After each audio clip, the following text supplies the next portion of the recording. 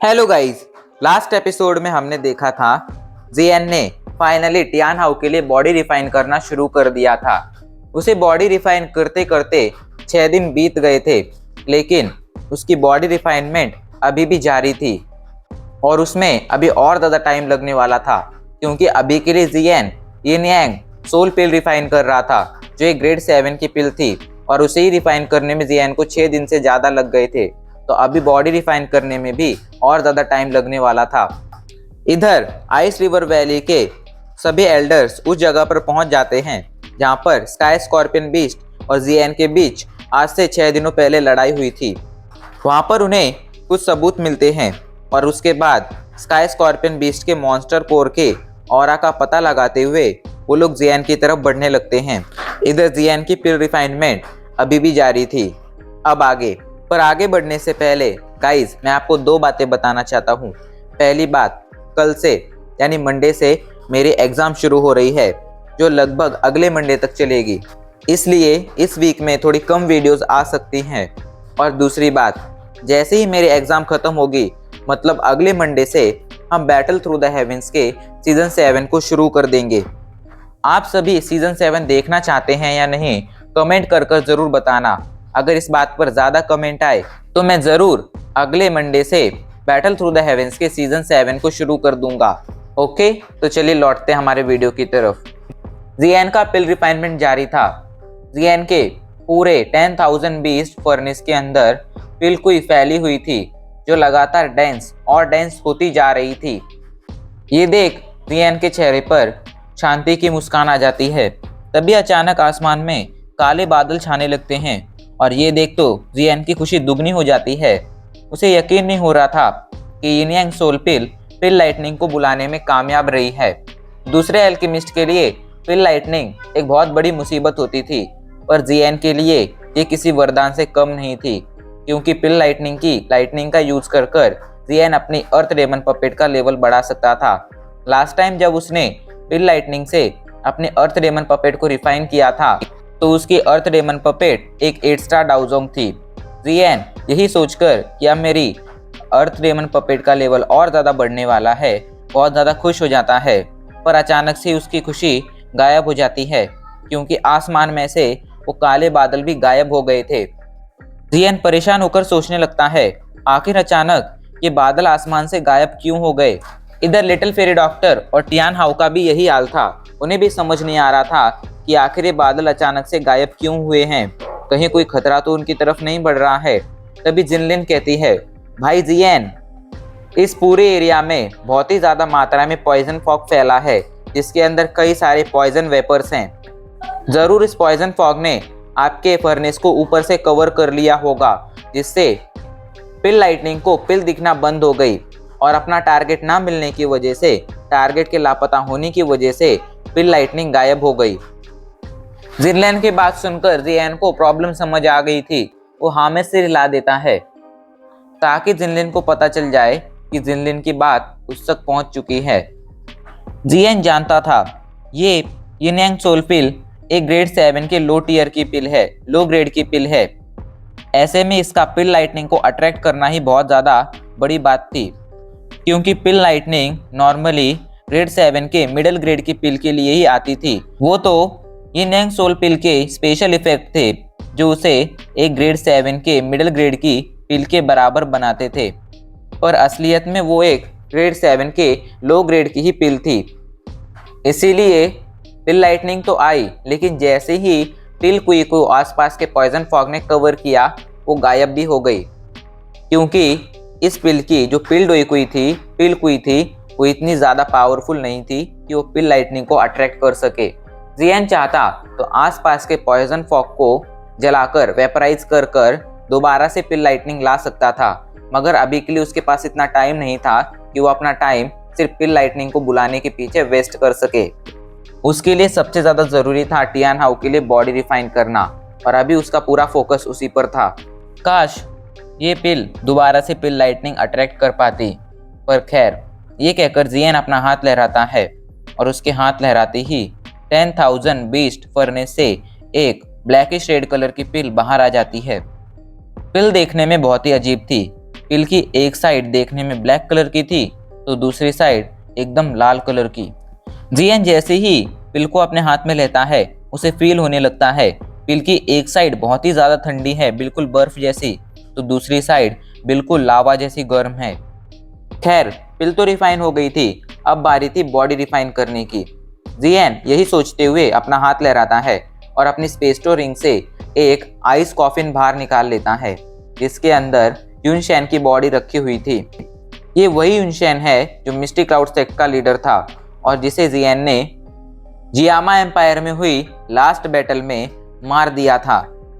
जियन यूनशेन की dead body को master के लिए यूज करने वाला था, मगर अभी के लिए उसे इसे टियान हाउ के लिए यूज करना पड़ रहा था। पर इसमें कोई बुरी बात नहीं थी, ऐसा कर कर जियन को बॉडी रिफाइन करने का एक्सपीरियंस भी मिलने वाला था। जियन अपनी आंखें बंद कर लेता है और उसे मास्टर ने जो बॉडी रिफाइन करने का मेथड बताया था वो मेथड याद करने लगता है। कुछ देर तक इसी तरह अपनी आंखें बंद रखने के बाद जियन अपनी आंखें खोल लेता है। उसे सारा का सारा मेथड याद आ गया था। जियन अपना हाथ लहराता है और उसके हाथ लहराते ही वो आइस कॉफिन हवा में तैरने लगता है। जियन अपने दूसरे हाथ को लहराता है और उसके दूसरे हाथ में ग्लेज फ्लेम का एक क्लस्टर दिखाई पड़ने लगता है।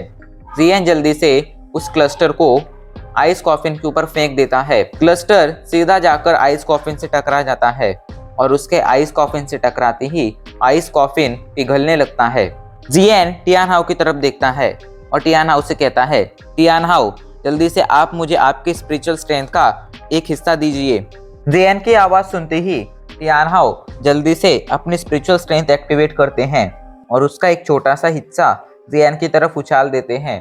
जियन जल्दी से उस हिस्से को पकड़ लेता है, जिसके बाद जियन उस हिस्से को अपनी ग्लेज फ्लेम से कवर करता है और उसे यूनशेन की डेड बॉडी की तरफ उछाल देता है। जैसे ही वो स्पिरिचुअल स्ट्रेंथ का हिस्सा यूनशेन की बॉडी से जाकर टकराता है, यूनशेन की बॉडी उस स्पिरिचुअल स्ट्रेंथ के हिस्से को एब्जॉर्ब करने लगती है। ऐसा करने से यूनशेन के दिमाग में मौजूद उसकी सारी यादें, सारी समझ खत्म हो जाने वाली थी और टियान हाउ की स्पिरिचुअल स्ट्रेंथ की वजह से यूनशेन के दिमाग के अंदर अब टियान हाउ की यादें आने वाली थी। इधर जियन अपने यिन यांग सोल पिल को टियान हाउ की तरफ उछालते हुए कहता है, टियान हाउ, आप जल्दी से इसे खा लीजिए। टियान हाउ भी जल्दी से यिन यांग सोल पिल को पकड़ लेते हैं और उसे खा लेते हैं। उसे खाते वक्त उनके चेहरे पर बहुत ही ज़्यादा एक्साइटमेंट थी। इधर जियन टियान हाउ को पिल खाता देख अपना हाथ लहराता है और अपनी स्पेस्टो रिंग से एक जेड बॉटल बाहर निकाल लेता है जिसे उसने ग्लेज फ्लेम से कवर कर रखा था। जियन जल्दी से उस जेड बॉटल को तोड़ देता है। जेड बॉटल के टूटते ही हवा में स्काई स्कॉर्पियन बीस्ट का ब्लड एसेंस तैरने लगता है। जियन उस ब्लड एसेंस को अपनी ग्लेज फ्लेम से कवर करता है और उसे यूनशेन की बॉडी की तरफ भेज देता है। यूनशेन की पूरी डेड बॉडी अभी के लिए ग्लेज फ्लेम से कवर थी। जियन अपनी ग्लेज फ्लेम से उसे लगातार रिफाइन कर रहा था। अभी के लिए यूनशेन की डेड बॉडी देखने में किसी वाइट पेपर की तरह लग रही थी। उसमें लाइफ का, जिंदगी का, जीवन का कोई अंश नहीं दिख रहा था। कुछ ही पलों में जियन ने उछाला हुआ ब्लड एसेंस सीधा जाकर यूनशेन की बॉडी से टकरा जाता है। जैसे ही वो यूनशेन की बॉडी के कांटेक्ट में आता है, यूनशेन की बॉडी उस ब्लड एसेंस को एब्जॉर्ब करने लगती है।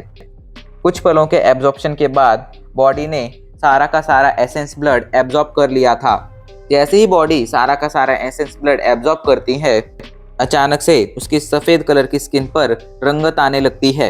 ये देख जियन कहता है, टियान हाउ, मैं जैसे ही आपसे कहूँ वैसे ही आप इस बॉडी के अंदर एंटर हो जाना। ये कहकर जियन तेजी से उस एसेंस ब्लड को यूनशेन की बॉडी के अंदर मर्ज करने लगता है। कुछ देर की मर्जिंग के बाद लगभग आधे घंटे में वो सारा का सारा एसेंस ब्लड यूनशेन की बॉडी के अंदर मर्ज हो गया था। अचानक से मरा हुआ यूनशेन अपनी आंखें खोल लेता है। उसकी आंखों में लाइफ फोर्स दिख रही थी। ये लाइफ फोर्स यूनशेन की लाइफ फोर्स नहीं थी, बल्कि अभी थोड़ी देर पहले जो जियन ने टियान हाउ की स्पिरिचुअल स्ट्रेंथ भेजी थी, उसी स्पिरिचुअल स्ट्रेंथ की वजह से यूनशेन की बॉडी के अंदर अभी के लिए लाइफ फोर्स दिख रही थी। मतलब ये लाइफ फोर्स यूनशेन की नहीं बल्कि टियान हाउ की लाइफ फोर्स थी। जियन जोर से चिल्लाता है, टियान हाउ, अभी एंटर कीजिए। ये सुनते ही टियान हाउ तेजी से यूनशेन की बॉडी की तरफ बढ़ने लगते हैं। वो पिछले काफी टाइम से जियन के ऑर्डर का ही इंतजार कर रहे थे और अब उन्हें ऑर्डर मिल चुका था। टियान हाउ कुछ ही पलों में यूनशैन की डेड बॉडी के पास पहुंच जाते हैं। यूनशैन की डेड बॉडी को अभी के लिए अजीब सी लाल रंग की एनर्जी ने कवर कर रखा था और उसी एनर्जी के ऊपर जियान की ग्लेज फ्लेम थी। टियान हाओ जल्दी से यूनशैन की बॉडी के और पास जाने लगते हैं। उन्हें अपने पास आता देख अचानक से यूनशैन की बॉडी के अंदर से 3 रंग की एनर्जी बाहर आती है। पहली उनकी स्पिरिचुअल एनर्जी जो देखने में सफेद रंग की थी, दूसरी एक ब्लैक कलर की एनर्जी जो बहुत ही ज्यादा ठंडी थी और तीसरी एक रेड कलर की एनर्जी जो बहुत ही ज्यादा गर्म थी।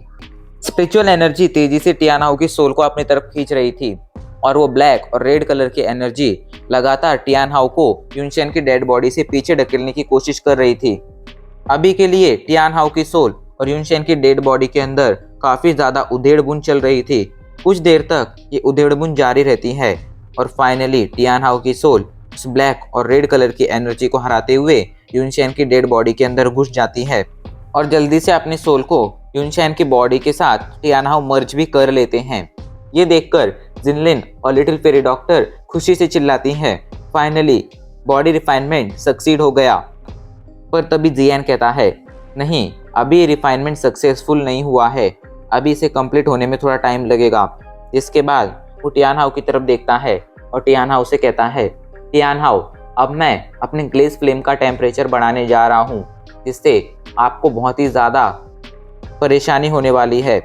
आपको इस दर्द को, इस जलन को अब सहना होगा। अगर आप इसे सहने में कामयाब रहे तो आप इस बॉडी के ऊपर का कंट्रोल पा लेंगे, वरना ये बॉडी बहुत जल्द आपकी सोल को अपने अंदर से निकाल देगी। टियान हाओ कहते हैं, तुम शुरू करो जियान, मैं हर दर्द सहने के लिए तैयार हूँ। ये सुनकर जियान के चेहरे पर भी मुस्कान आ जाती है। इस रिफाइनमेंट का सबसे इम्पोर्टेंट स्टेप यही था। इस स्टेप के दौरान अगर गलती से भी टियान हाओ हेवनली फ्लेम की बर्निंग सहन नहीं कर पाते तो ये बॉडी उनकी सोल को अपने अंदर से निकाल देती और हमेशा के लिए ये बॉडी एक वेस्टेज बनकर रह जाती और साथ ही साथ अचानक से हेवनली फ्लेम के कांटेक्ट में आने से टियान हाओ की सोल को भी भारी डैमेज होता, जिससे उनकी पावर भी कम हो जाती। जियान आगे की स्टेप करने के लिए रेडी था, लेकिन सबसे पहले उसे एक और काम करना था। वो जिनलिन और लिटिल फेरी डॉक्टर की तरफ देखता है और कहता है, तुम लोग जाओ और जाकर इस जगह के एंट्रेंस पर खड़े हो जाओ, इस वैली के एंट्रेंस पर खड़े हो जाओ। अर्थ डेमन पपेट तुम्हारे साथ जाएगा। और हाँ, याद रखना, किसी को भी मेरे पिल रिफाइनमेंट के बीच प्रॉब्लम खड़ी करने मत देना। चाहे कुछ भी हो जाए, किसी को भी मेरे रिफाइनमेंट के बीच प्रॉब्लम खड़ी करने मत देना। जियान का ऑर्डर मिलते ही लिटिल फेरी डॉक्टर जिनलिन के साथ वैली के एंट्रेंस पर चले जाती है और अर्थ डेमन पपेट भी उनके साथ ही था। इधर जियान टियान हाओ की तरफ देखता है। अभी के लिए टियान हाओ की जो बॉडी थी, मतलब जिसे यूनशैन की बॉडी कह सकते हो, उसके चेहरे पर बहुत ही दर्द भरे एक्सप्रेशन थे। टियान हाओ के ऐसे दर्द भरे एक्सप्रेशन देखते हुए जियान कहता है, टियान हाओ, आपको ये दर्द सहना होगा। ये कहकर वो उस बॉडी को रिफाइन करना, उसे बर्न करना शुरू कर देता है। अचानक टेम्परेचर बढ़ने से टियान हाओ को काफी ज्यादा दर्द होने लगता है, लेकिन उन्हें दर्द सहना था। अगले 2 दिन तक ये रिफाइनमेंट ऐसे ही चलता रहता है। इन 2 दिनों में टियान हाओ के जो दर्द भरे एक्सप्रेशन थे वो काफ़ी कम हो गए थे, शायद इसलिए लिए क्योंकि 2 दिन तक दर्द सहते सहते टियान हाओ अब बेहोश होने लगे थे। इसी तरह रिफाइनमेंट के साथ एक और दिन बीत जाता है। 3 दिन बीत चुके थे। चौथे दिन जियान अभी भी टियान हाओ की बॉडी को रिफाइन कर रहा था, तभी अचानक से उसे हवा के तेजी से हिलने की आवाज़ सुनाई पड़ती है। हवा में आई चेन से वो भी चौंक गया था, लेकिन वो अभी उस तरफ नहीं देख सकता था। इधर वैली के एंट्रेंस से 100 मीटर दूर हमें कुछ लोगों को दिखाया जाता है जो आसमान में खड़े हुए थे। सबसे आगे एक बूढ़ा आदमी था जिसने हाथ में सांप जैसी दिखने वाली छड़ी पकड़ रखी थी, स्टिक पकड़ रखी थी। वो बूढ़ा आदमी वैली के एंट्रेंस को देखते हुए कहता है, हाँ, इस जगह का जो पॉइजन फॉग है वो बहुत ही ज़्यादा डेंस है, इसलिए हमें इतने दिन लग गए इस जगह को ढूंढते हुए, बट फाइनली हमने इस जगह को ढूंढ लिया है। वहीं little fairy doctor, daemon puppet और जिनलिन वैली के एंट्रेंस पर बैठे हुए थे। वैली का एंट्रेंस बहुत ही ज़्यादा बड़ा था। लिटिल फेरी डॉक्टर ने अपनी आंखें बंद कर रखी थी और अर्थ डेमन पपेट भी आसपास नजर रख रहा था। तभी अचानक लिटिल फेरी डॉक्टर अपनी आंखें खोल लेती है। उसे आंखें खोलता देख जिनलिन जल्दी से पूछती है, क्या हुआ little fairy doctor? Little fairy doctor अपने बर्फ जैसे शांत चेहरे के साथ कहती है, आइस रिवर वैली के लोग यहाँ पर पहुंच चुके हैं। ये सुनते ही जिनलिन, जो कुछ देर पहले बहुत ही शांत थी, अचानक से उसके एक्सप्रेशन बदल जाते हैं और वो काफी ज्यादा परेशान हो जाती है। इधर जहाँ लिटिल फेरी डॉक्टर और जिनलिन बातें कर रहे थे, तभी अचानक उन्हें एक आवाज सुनाई पड़ती है। अच्छा, तो तुम हो पॉइजन लेडी। उस आवाज से चौंककर वो दोनों आवाज की दिशा में देखने लगते हैं। उन्हें वैली के एंट्रेंस से 100 मीटर दूर हवा में एक आदमी खड़ा दिखाई पड़ता है, जो बहुत ही ज्यादा बूढ़ा था। उसने हाथ में सांप के आकार की छड़ी पकड़ रखी थी, स्टिक पकड़ रखी थी। लिटिल फेरी डॉक्टर उस आदमी के सवाल पर कोई जवाब नहीं देती है। वो जल्दी से अपने डोईकुई एक्टिवेट कर लेती है और लड़ाई के लिए तैयार हो जाती है। पर शायद ये तो शुरुआती थी। अभी लिटिल फेरी डॉक्टर लड़ाई के लिए तैयार हुई थी, तभी अचानक से उस ओल्ड मैन के पीछे कई सारे योद्धा आ जाते हैं, जो शायद उस ओल्ड मैन के साथ ही आए थे, मगर स्पीड कम होने की वजह से वो पीछे रह गए थे। लिटिल फेरी डॉक्टर उस बूढ़े आदमी को देखते हुए कहती है, लगता है आइस रिवर वैली ने इस बार अपने सारे एफर्ट डाल दिए हैं, जो उसने एक डाउजोंग लेवल के पीक के वॉरियर को भेजा है। ये सुनकर वो बूढ़ा आदमी हंसने लगता है और कहता है, मैं आइस रिवर वैली का एल्डर तियानशे हूँ। वैसे तो मुझे आइस रिवर वैली के ज़्यादातर मैटर में कोई इंटरेस्ट नहीं है, पर जो भी हमारे आइस रिवर वैली के एल्डर्स को मारता है, मैं भी बदले में उसकी जान ले लेता हूँ। तो तुम भी इसके लिए तैयार हो जाओ।